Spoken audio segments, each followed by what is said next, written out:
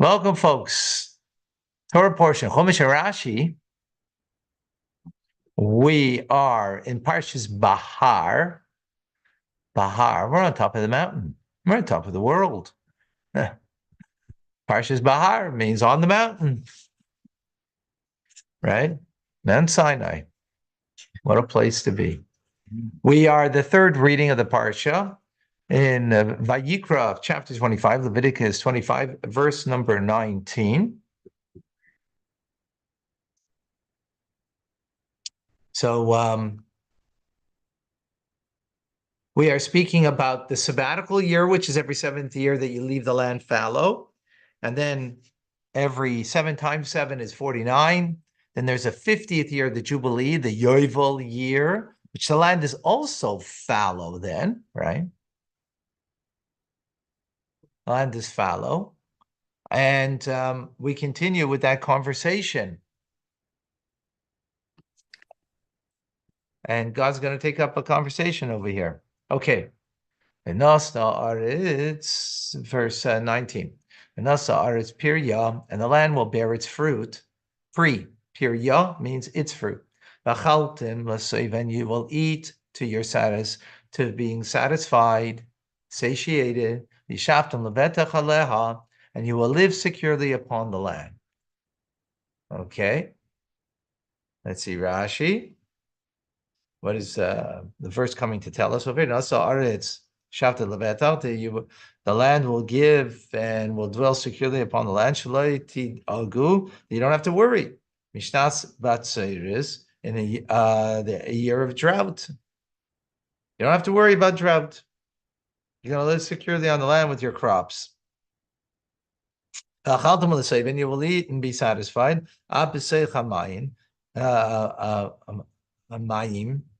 Even the inside, in other words, inside of your stomach, you're going to be satisfied. There'll be a blessing. They'll feel satisfied. Even if you eat a small quantity, you will feel satisfied.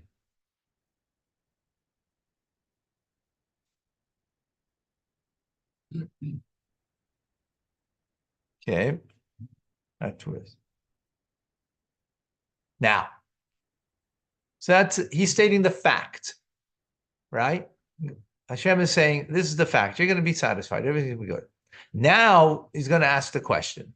And if you will ask, if you will say, rather, not ask, if you will say, what are we going to eat? B'shana Shvis on the 7th year. Hein Lloyd Israel. Behold, we're not going to sow the field. We can't gather the produce, right? Remember, the produce is Hefker. Hefker meaning it doesn't belong to me, the produce in the 7th year. Who's it belong to? Huh? No. That's exactly what he's saying. It doesn't belong to the owner. It belongs to everybody equally. Equal access on the 7th year, right? So Rashi. Will not gather labais means, what do you mean it won't gather? It means you can gather produce, but you can't bring it into the house and store it. Because it's your property. So, I'm going to get there first. Obviously, it's my property, right? I'll keep you out even. And I'm going to gather and I'll put it into the house. Can't do that. Right. As to asenu, our crop kigoin, yayin, for example, wine, operis ilan, fruits of the tree, usfichim, and even the aftergrowths of the fruits of the field, abayim alem, that grow on their own, right, without having been sown. Those things also you're not allowed to bring into your home, and that others can't have partake. So you're going to ask, who am I going to eat? I mean, how we get, people say that, to leave the land fallow every year, 1/7 of your land, that makes sense. If you're going to constantly plant, you're going to deplete from the earth, from Mother Earth. So you got to leave land fallow, right? But okay, 1/7, and over 7 years, you'll have it all, rotating. That's not what's happening here. Here, it's on the 7th year. All of the land goes fallow. So now what am I going to eat? So Hashem says, "V'tzivisi is birchosi." I'm going to command my blessing lachem for you. B'shana Ashishis in the 6th year. As he says to us, and you'll make a yield of produce for 3 years. I'm going to bless the 6th year that you'll have enough for 3 years. Why 3 years? There's only 1 year that you're going to have. So what does it mean? Shalosh Shanim, Rashi says, the Ktas Ashishis for part of the 6th, Minisan ad Rosh Hashanah, from Nisan till Rosh Hashanah, excuse me, Lishviz, and of course the entire 7th year, Lishminis, and for the 8th year. Why the 8th year? She Israel Ashminis, for you will sow in the 8th year, but Mar Cheshvan, in the month of Mar Cheshvan, right, which is 2nd month of the year after, a month after Rosh Hashanah, right? The Yiksur of Nisan, you'll only reap in the month of Nisan. So half a year, right, you're not going to have, because you're only planting in the autumn. You're only going to reap the benefit in the spring. So that's half a year, right? Yeah.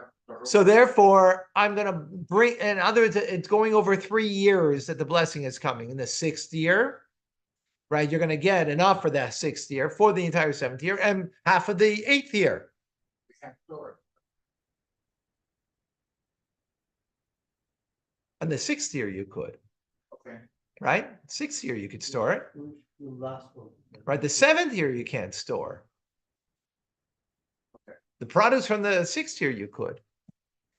Right? It's not sabbatical year yet, so you could. It's during the 7th year, you can't. But I'm gonna bring it in the 6th year, the blessing, for 3 years. Okay? 22. Uzaratem is Shana Shminis, and you will sow in the 8th year, V'achaltem, and you will eat minatvua from the produce, from the crops, Yashon, from the old crops, Ad Ashana Atishis, until the 9th year, Ad Boitfuasa, Techlu Yashon, until the crop will arrive, you will eat of the old crop. Rashi in 22. Ad Hashana Tishis, until the 9th year, Ad Chag Sukkos, meaning until the festival of Sukkos, Shelachis, which is the 9th year. You planted after Sukkos, right, in the 8th year, but you don't get from the crop, we said, until Pesach time.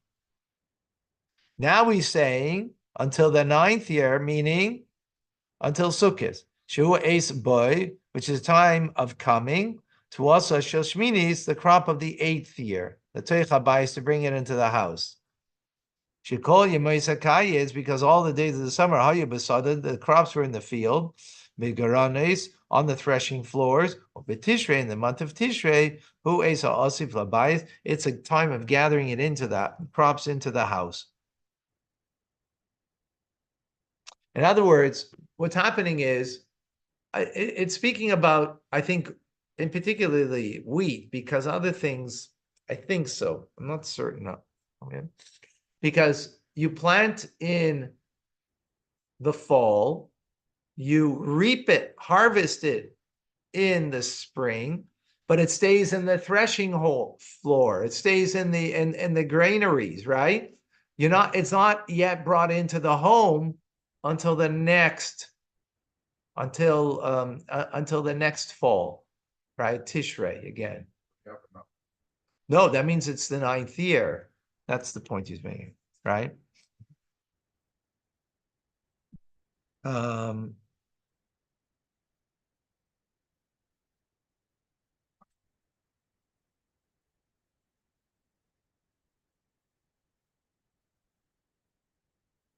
First to the other.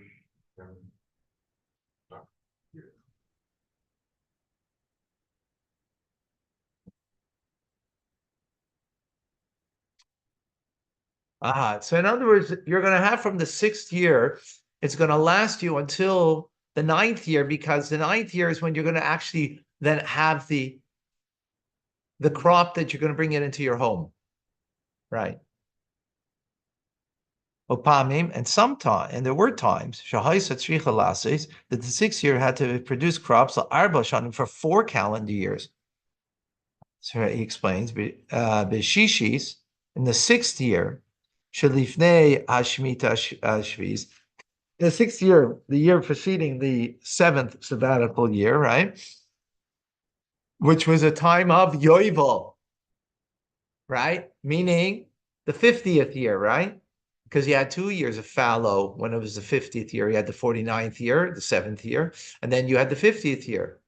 So that means the year preceding, you needed it for that year. You need it for the 7th year. You need it for the 50th year. And then you only planted after the 50th year because you had 2 years that went fallow. Yeah, so Bishishi, so the Shilifnei Hashmita Hashvi, so in the 6th year, which preceded the Shemitah before the Yovel cycle, Shehem Batelim Avodas Karka, which in the 7th year you're idle from work on the land, Shtei Shanim V'Tzufos, 2 consecutive years, Hashvi Yovel, the 7th year and the Yovel Jubilee year. Mikra Emar, and this verse mentions only 3 years, is stated, Shar Shemitah is Kulan, with regard to the regular Shemitahs, all right? Because 6 times it would be a regular 1 year only, but a 7th time would be 7 times 7, the 49th year plus the 50th year. Why Rashi has to say that, I'm not exactly certain. I mean, I understand that the fact means that sometimes it will be like that, but why was it necessary to explain that? I'm not certain. Okay. So 23. The haaretz, and the land, loisi mocher, litzmisus. The land should not be, timocher means to be sold. Litzmisus means permanently, right? Ki li haaretz. Why shouldn't you sell it permanently? Because it doesn't belong to you, it belongs to me. Ki gerim v'toishavim atem imodi. Because you are like strangers, temporary residents, together with me. Rashi, 23. Right, we learned this idea already, right? That in the Jubilee year, the property goes back to the original owners, right? They sold it because they were poor and they needed funds so they could live. So they sold, right? Now the verse is not, okay. In the land, you should not sell. So the verse is statedly, ten lam, to give a negative commandment. Al Chazar Sadis Labailim regarding returning the fields to the original owners B'Yovel in the 50th Jubilee year, that the buyer should not hold on to it. Right? Now, before we learned this already, that it goes back. But here it says it says loy. What does loy mean? Lamed Aleph. Not to, right? Which means, what does that mean when you say that word loy? No. Which makes it into prohibition. It makes it into a lav, one of the do nots. So before, it didn't say not to do this. It just said that you return it. That was a positive commandment, that you have to return it. That now the Torah is giving to it also a negative commandment, right? That if someone holds on to it, they're transgressing a negative commandment. The tzmisus, eternally or permanently, right? Lipsika, for severing, lemechira psuka ilamis, for a categorical everlasting sale, right? That severs the owner from the field. Kili haaretz, why can't you permanently hold on to it? Because the land is mine. And you should not be evil upon, in other words, be begrudging and hold on to the land. Because it's not yours. It's mine. And I'm setting up the rules. This is the way you got to do it. 24, last verse for today. Eretz, and in the entire land, achuzaschem, of your possessions, geula tidnenu la'aretz, you will give a redemption to the land. Okay. Rashi, what does it mean? So all of your possessions, right? You're giving a redemption to the land. What does that mean? The whole aretz, and the entire land of your your ancestral heritage, right? So what's this verse coming to teach us? L'rabbis batim. This is including houses, because in the previous verse, what did it speak about? Land. Okay, how about property? How about homes? It didn't say that, No. right? How do we know how to deal with homes, right? Exactly. So the fact that it says over here, your property, your heritage, your ancestral property, the rabbis batim, that's to include houses, the Ebed Ivri, and also a Hebrew servant. Davar zeh, this matter mefurish is explained by Kiddushin in the tractate of Kiddushin, Beperek Rishon, the first chapter.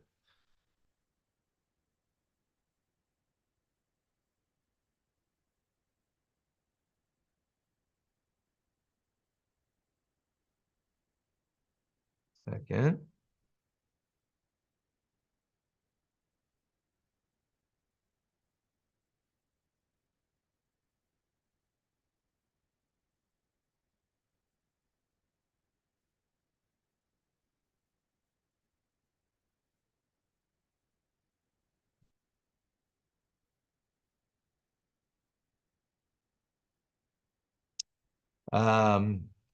So Lafi Pshuta, but according to the simple meaning of the text, Samach Lepasha Shalach, this is actually linked to tomorrow's teachings in the next verse. Who's also that someone who sells his ancestral heritage, Rashai Legola, is permitted to redeem it Lachash Shanim after 2 years have elapsed since the sale, or who either he or Kreva or his relative, but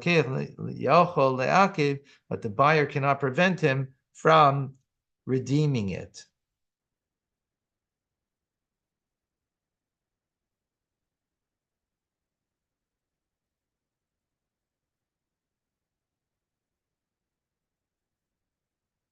Because in the following verse, starting tomorrow, we're going to speak about selling because you're poor of your property and redeeming it because you got monies back and now you want to redeem your property. So he's saying that it goes, the simple meaning, it goes on the further verse. Okay, let's see if we can see some things from the Rebbe here. Give us greater insight.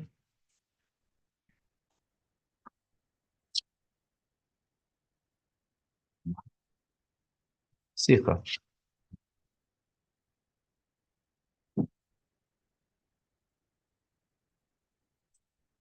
What did I say? A wonderful day. Thank you.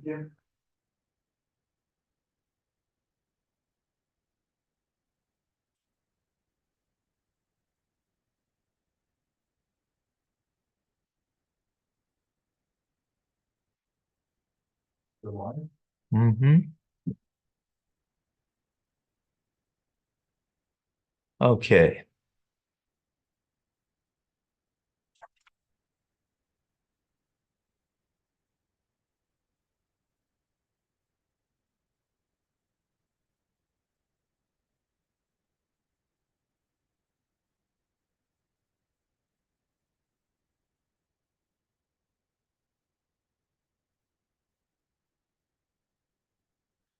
So let's go to verse 21. Go a little more in depth. So Rashi in 21 says 3 years, right? Part of the third year.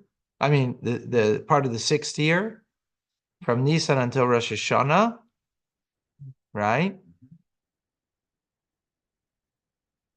And then the 7th entire year, and then the 8th year. And then he said, and I asked the question, see what the Rebbe asks over here. Sometimes it'll be that you need to do it for 4 years, right? Because it'll be a jubilee. It'll be a Shemitah year, sabbatical year, and then a jubilee year. And both, you have to leave the land fallow, right? So according to Rashi, it comes out that the promise, right, on the to the question of, what are you going to eat in the 7th year, that you're going to make the produce for 3 years, the verse says, is speaking about only a regular Shemitah year. That's what the verse is speaking about, right? Clear? And it's not speaking about when the sabbatical will precede the Jubilee year, that then you need for 4 years.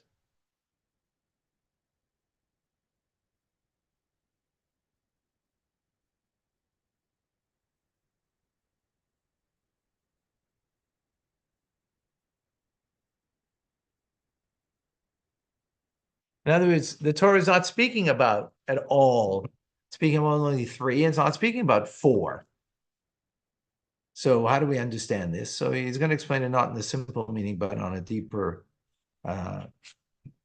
more mystical meaning.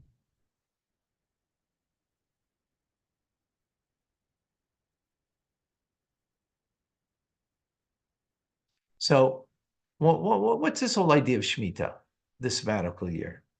It's ultimately is to accept God, right? And his rulership, that God rules. Interesting, right? It's that God is ruling, not you. You're not in control. God's in control. That's why he says, you might ask, what are you gonna eat?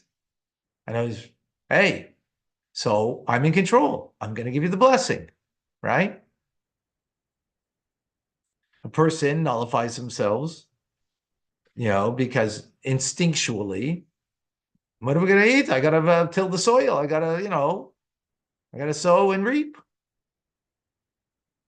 Right. And that's a difficult thing, that we have to put ourselves and nullify ourselves to fulfill the will of God. That's Kabbalah soul.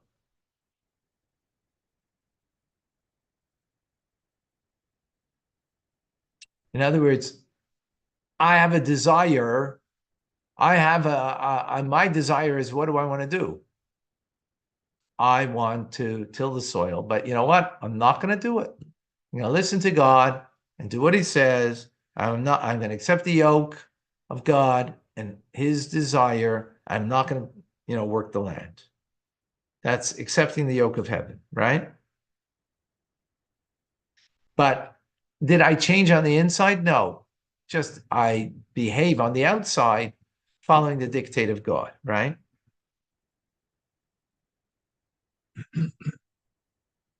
And that's what it sounds like in a regular sabbatical year. However, when it comes 2 years in a row, right? The Jubilee year is now much more of an internal change.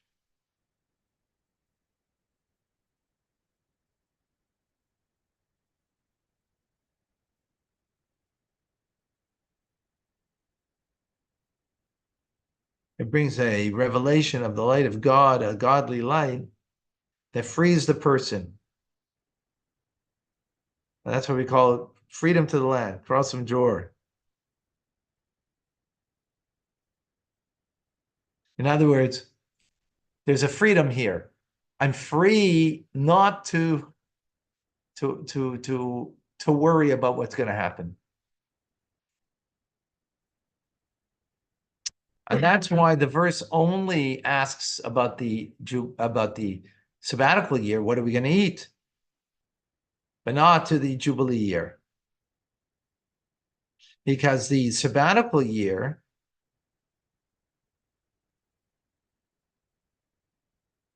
is merely accepting the yoke of heaven.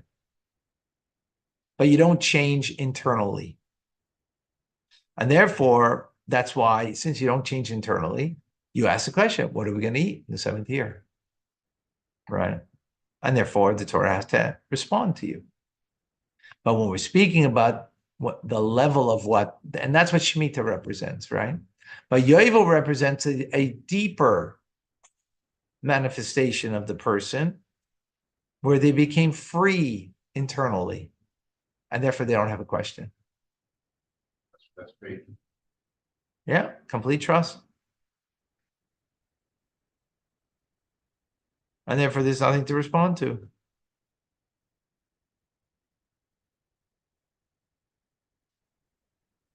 Interesting. There's nothing to respond to because you have been changed inside.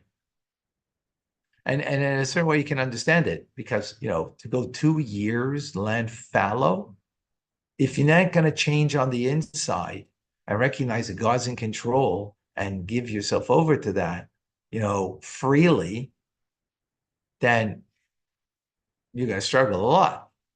But that's why you had, 6 years of practice where you didn't give yourself over freely.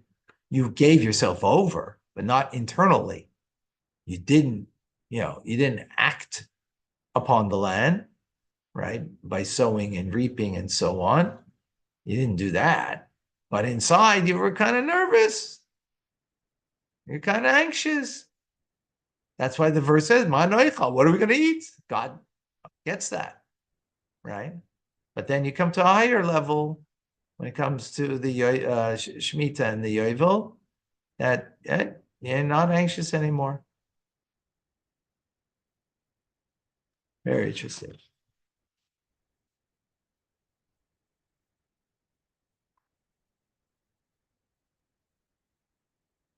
Okay, let's go to another sikha. Got that?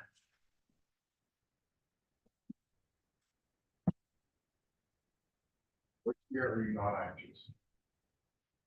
You're not going to be anxious. In other words, it's a concept over here where he explaining the Torah is teaching us something. It's not about me and you. It's about what the Torah is teaching.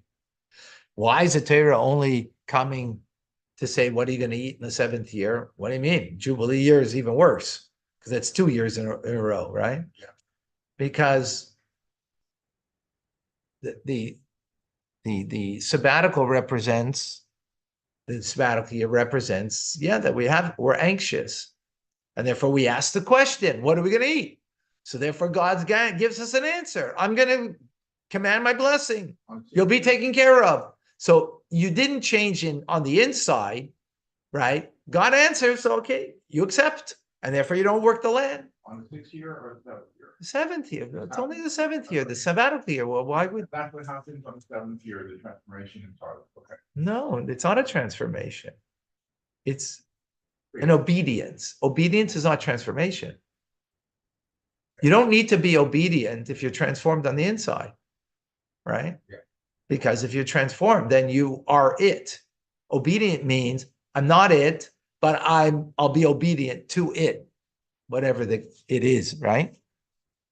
So here the it is, don't till the soil, right? So I'm obedient. But does that mean I'm not concerned? Concerned, but I'm obedient. Therefore, that's why the question is asked, what are we going to eat? I'm obedient, but I still have a question. So there God says, okay, I'm going to give you a blessing for 3 years, right? Which year did you ask the question? Sabbatical year, for the sabbatical year.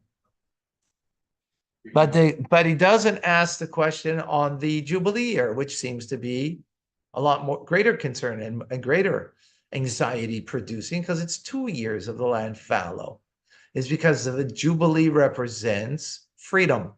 If you remember yesterday, we called it, or 2 days ago, we call it Dror Ba'aretz, a freedom to the land, right? You blow the shofar and the slaves go free, right? And I mean, also there's a freedom to the land, right? This is quoted, that verse is quoted in the American Constitution. They quote from the Jubilee year and calling a freedom proclamation of freedom to the land. And that's Jubilee year. What are you free? So on a deeper level, the freedom is you're free from the anxiety that you don't need to be obedient because you have complete trust. So therefore you don't have, if you have complete trust, you're not asking a question, what are you going to eat? Okay, let's do another thought. Okay. So we said, we had the question, what are you going to eat, right?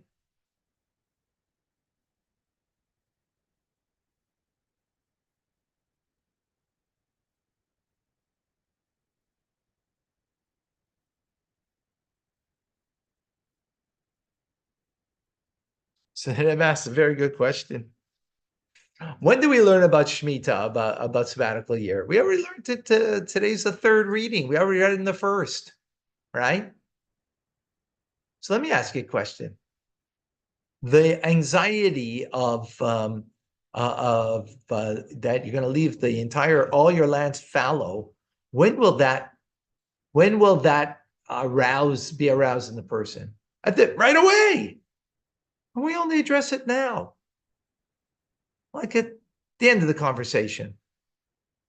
Why wasn't it addressed earlier? Why is it Torah addressing it only now? Right? It's seemingly a question that would be aroused in the individual, immediately when the law is given in the Torah. Has to suffer to a certain extent. Let's see what the Rebbe says. What are you saying? That we should suffer? To a certain extent. You're the suffering servant, huh? We already have someone who claims that. That's not Jewish. Don't be a suffering servant.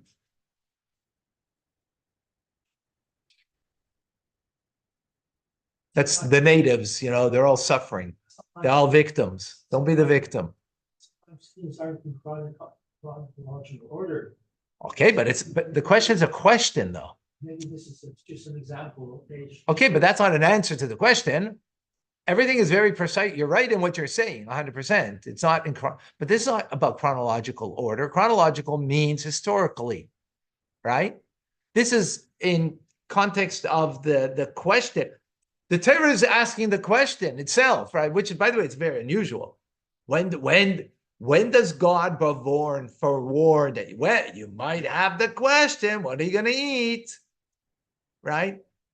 That's not a usual thing. In other words, God's recognizing that we may have anxiety about leaving our land fallow, and so be obedient. God says, and I'm gonna I'm gonna command my blessing, right? But when is this question going to come up, Leslie?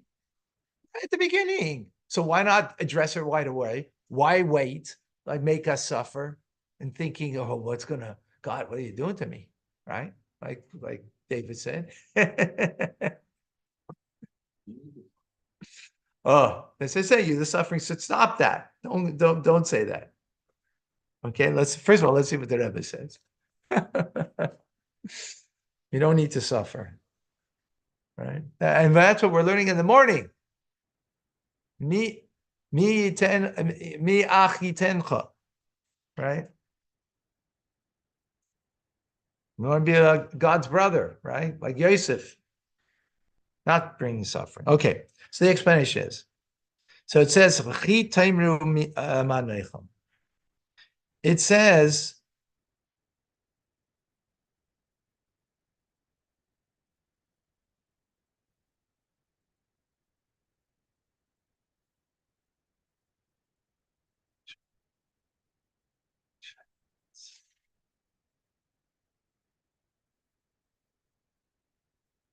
second.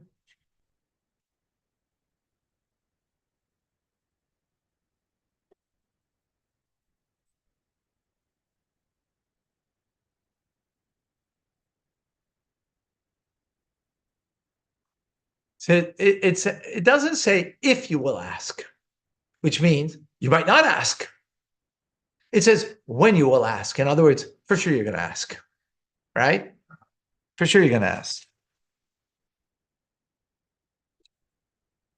So from this we learn that the verse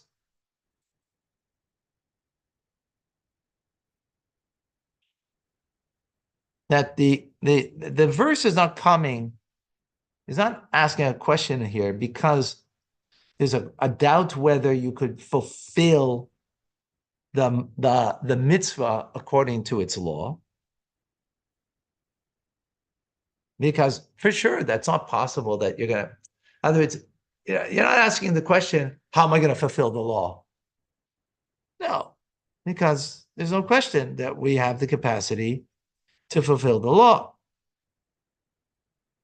Right? The intent over here is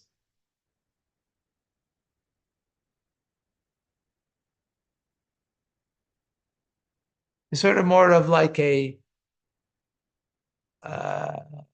philosophical one. It's not an actuality.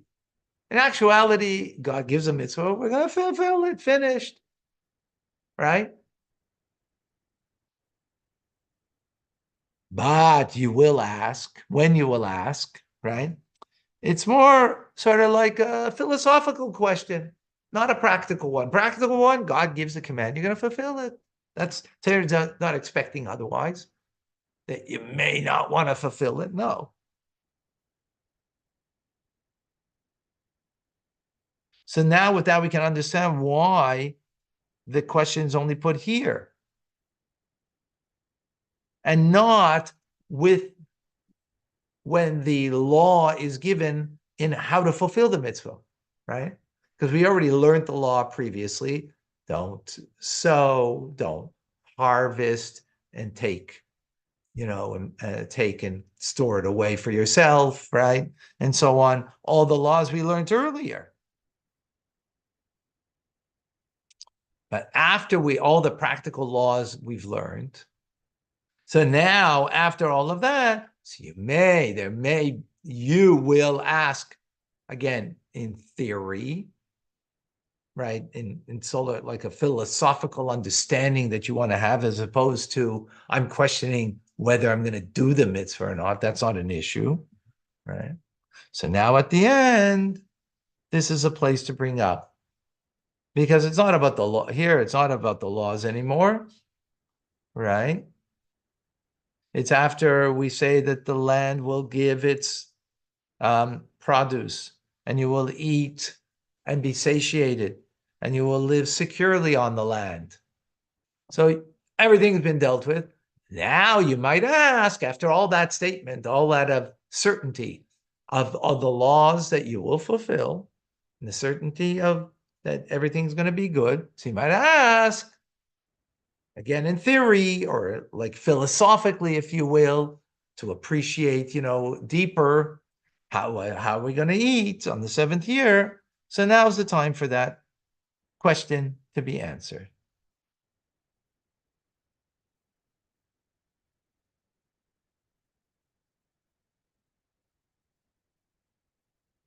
No, specifically after God says that you're going to be secure on the land.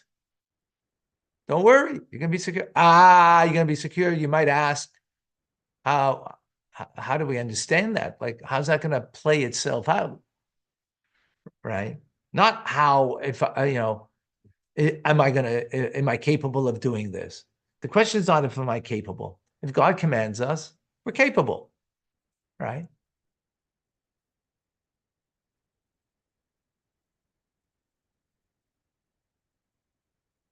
And therefore comes the answer that I'm going to command my blessing in the sixth year, that you'll have enough for 3 years, and therefore you'll be able to, that's how it's going to play itself out. Got it? Yeah. Okay, we got some extra goodies here. Yeah. Thank you, Rabbi.